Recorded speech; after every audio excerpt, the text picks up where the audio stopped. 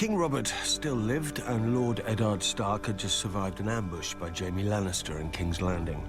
We were the King's men, charged by the King's hand to bring the King's justice to the false knight Gregor Clegane, who was raping and murdering the King's subjects in the Riverlands. To be honest, I cared more about the King's cellars, but I joined Lord Beric for the adventure. And maybe a grateful milkmaid or two. Ser Gregor isn't called the Mountain because of his subtlety, yet he took us by surprise at the Mummer's Ford. He'd hidden his men on both banks, and as we crossed, he fell upon us from the front and rear. I saw a single blow from his sword take a man's arm off and kill the horse beneath him. Many of us, though, were simply ridden down and drowned. The survivors spotted my damn red cloak and rallied around me, and we cut our way free. 100 men we'd been that morning. By dark, only 40 were left, and Lord Beric looked to make us 39 before morning. I drew a foot of lance from his chest and poured boiling wine into the hole it left, but I knew there was no hope. When his light failed, I shut his eyes, placed my hands on his cold chest, and mumbled a half-remembered blessing over his body, because he was my commander and my friend, and I didn't know what else to do. Then, I felt his heart thud beneath his breast.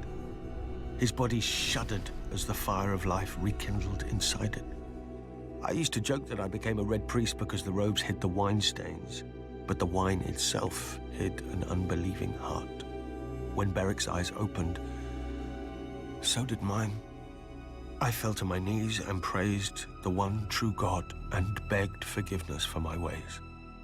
I don't know if the Lord heard me, but when dawn came, Beric was still alive and stronger than he'd been.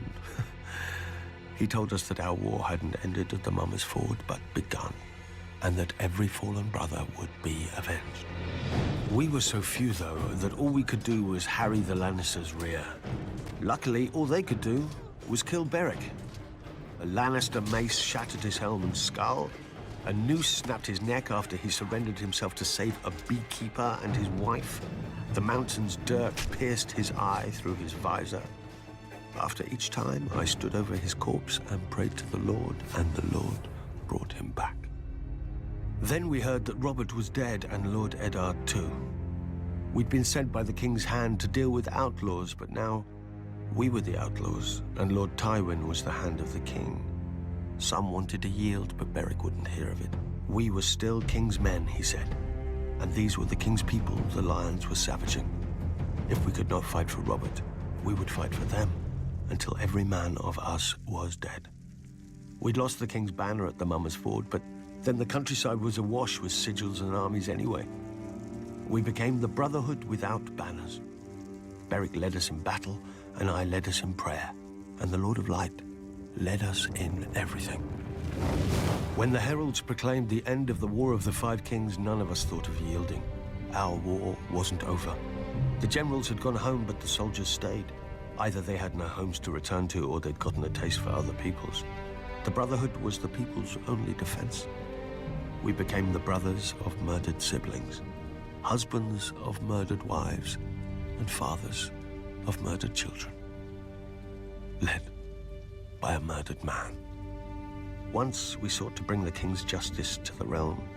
Now we bring the Lord's, or at least we try.